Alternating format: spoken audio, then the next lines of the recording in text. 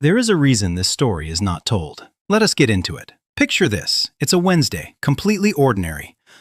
You're sitting at your kitchen table, coffee going cold, laptop open, and you run the numbers. And for the first time in your life, the first time in your family's entire history, 7 figures stare back at you. Not your boss's money, not a loan, yours. And you know what happens next? You don't pop champagne. You don't call anyone. You just sit there, quietly, alone. Because there is no one in your family who has ever stood where you're standing right now, and you don't have the words for it. Nobody warned you this moment would feel this heavy. Nobody warned you it would be this lonely. And nobody warned you that reaching the top of a mountain your family didn't even know existed would change everything, including some things you never wanted to change. This is the story nobody tells. And today, we're telling it. Welcome to Wealth Simplify, where we make money simple enough for anyone to understand.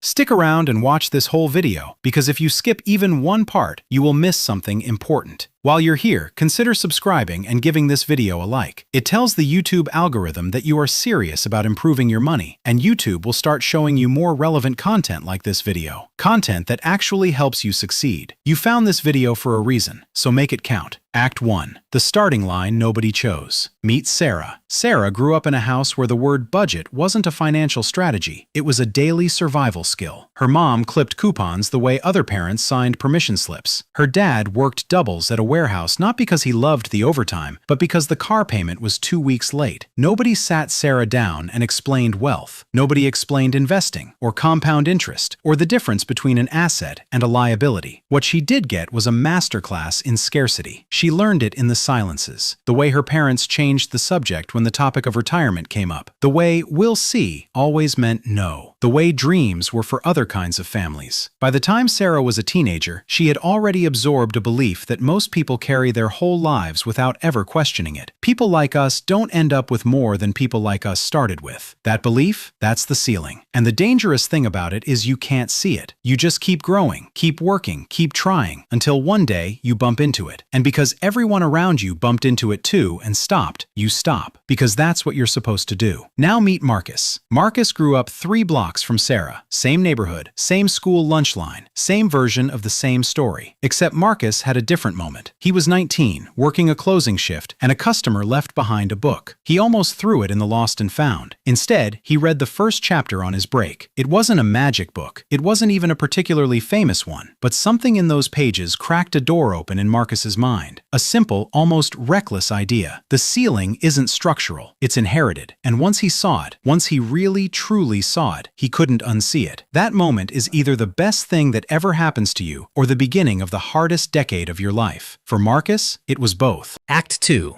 The grind nobody posts about. Here's what the motivational videos get wrong. They show you the spark, the idea, the launch. Then they cut to the success montage, the new car, the laptop on the beach, the "I made 6 figures in 6 months" thumbnail. What they skip is everything in between. And that middle part? That's where the real story is.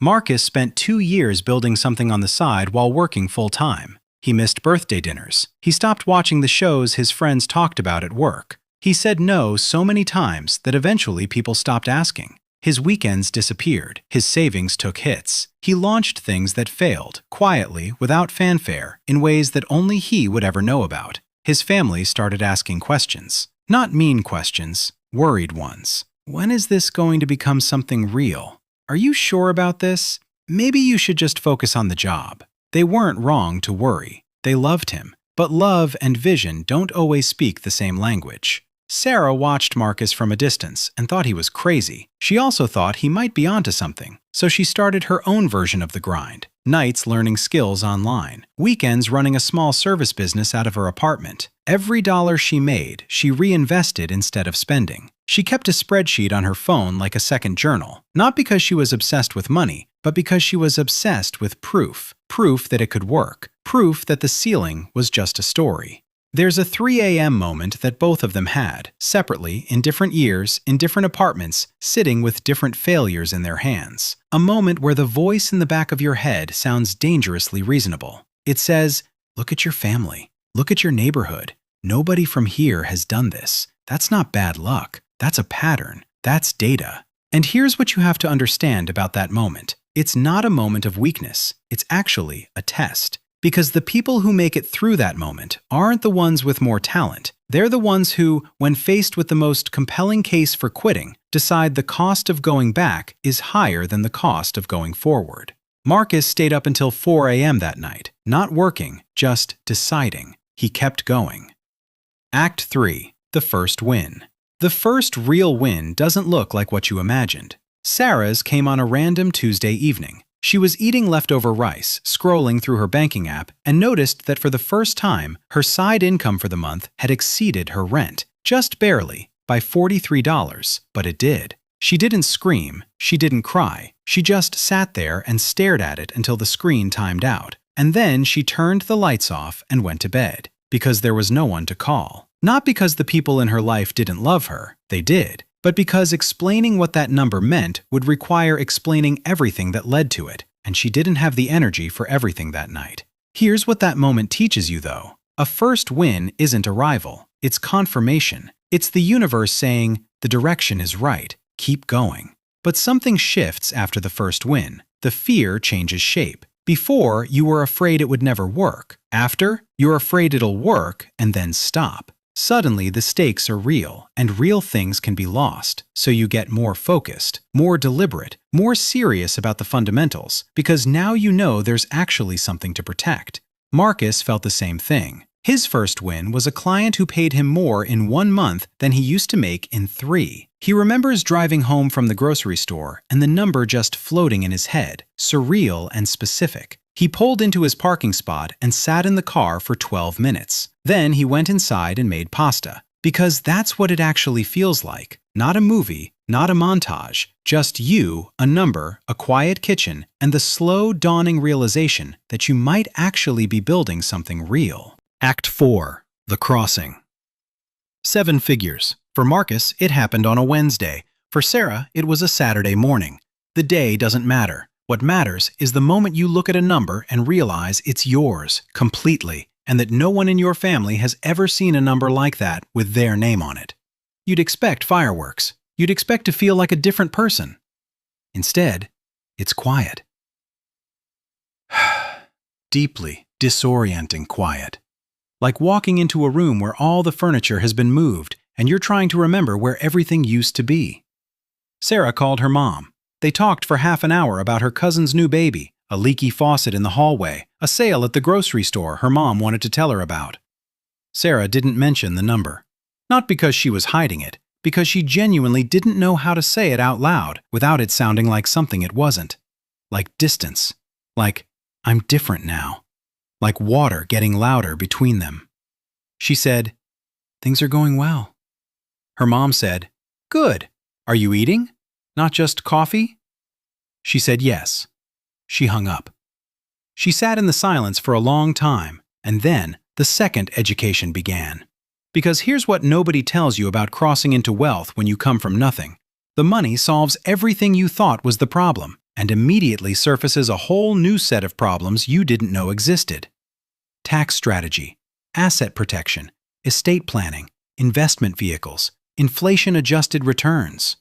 You grew up in a house where the financial plan was, get through this week. Nobody left you a manual for what comes next. And the people who do have that knowledge, they mostly grew up with it. They learned it at dinner tables and family meetings and from accountants their parents had for decades. You're learning it in real time. Alone. While also managing the money itself. It's like being handed the controls of a plane and told to fly it, while simultaneously reading the instruction manual for the first time. Act 5. The Gap. The money changes you. Not in the dramatic ways you feared. You're still you. Same humor, same food preferences, same pet peeves. But certain things shift quietly, without announcement. Marcus goes home for a family dinner. Same house, same smell from the kitchen, same table with the one leg that wobbles.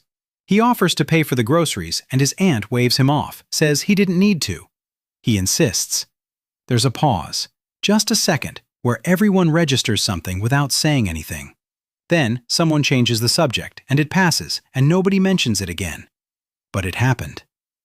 Sarah starts to notice a drift with some of her oldest friends. Not a fight, not a falling out, just a slow, quiet widening. Like she and her friends are two boats and someone, somewhere, is letting out the rope. A comment at a dinner that lands wrong. A joke with too much edge underneath it. She laughs. He doesn't apologize. They don't talk as much after that. And here's the one nobody prepares you for. The guilt. Not abstract guilt. A specific, sharp, very personal guilt. The guilt of watching someone you love worry about money when you could solve it. Sarah's mom still checks her bank balance before buying herself new shoes, still hesitates at the grocery store. And Sarah has the ability to change that, but changing it feels complicated. Like it might rearrange something fragile in the relationship. Like it might make her mother feel seen in a way that also makes her feel small. So she helps in the ways she can, quietly, carefully, making sure the helping feels like love, not charity. Because there's a difference, and the people you love can feel that difference. Act 6. The weight and the meaning. Here's what's true. The freedom is real. The sleep is real. The deep, uninterrupted sleep of someone who no longer wakes up at 3 a.m. running numbers in their head. The ability to say yes to things, to help people in ways that actually move the needle, to give your kids a starting line that is so far ahead of your own that they will never understand the distance. That part? Worth every single thing it cost to get here. Every failure, every sacrifice, every lonely Tuesday, every moment someone told you to be realistic. But the weight is real too. Marcus is the first, which means there's no blueprint, no elder in his family who navigated this before him. He's building the architecture for generational wealth while living in it. He has to figure out not just how to make it, but how to keep it, how to pass it forward in a way that gives his kids security without stealing their hunger. Because here's the deep tension of being the first. You built the fire that kept you going partly because of what you lacked. How do you give your children enough without giving them so much that they never have to find their own fire? He doesn't have a clean answer yet. He's figuring it out the same way he figured out everything. One decision at a time, in real time, with imperfect information. But he's asking the right questions. And asking the right questions is how it starts. Here's what generational wealth actually is. It's not a number in an account. It's not a house or a portfolio or a trust. Those are just the evidence of it. Generational wealth is a different starting line. It's a ceiling that got turned into a floor. Sarah's daughter will grow up in a house where money is discussed calmly, not dreaded. Where investing is something families do, not just something rich people do. Where ambition isn't dangerous, it's expected. She will never know that a ceiling existed. She'll look up and see open sky and think, of course, that's just what sky looks like. She won't know about the nights her mother stayed up alone, the failed attempts, the 3 a.m. moments, the quiet loneliness of reaching a milestone no one in your bloodline had a name for. She won't know. And that's exactly the point. You're not doing this for recognition. You're not doing this to prove anyone wrong. You're doing this so that the next person in your family, your child, your sibling, your niece or nephew, doesn't start at zero, doesn't inherit the ceiling along with everything else. You took a ceiling and made it a floor. That is the whole story. So if you're in the middle of your grind right now, if you're in that quiet, invisible, nobody sees it phase, understand that the difficulty is not a sign that you're doing it wrong. It's a sign that you're doing something that has never been done in your family before. Of course it's hard. You're building the road, not just walking on it. Keep building. If this video spoke to something real in you, share it with someone who needs to hear it. And if you want more content that actually helps you build wealth from the ground up, not just theory, but real practical strategy, subscribe to WealthSimplify. Hit the notification bell so you don't miss what's coming next, because we're just getting started. I will see you in the next one.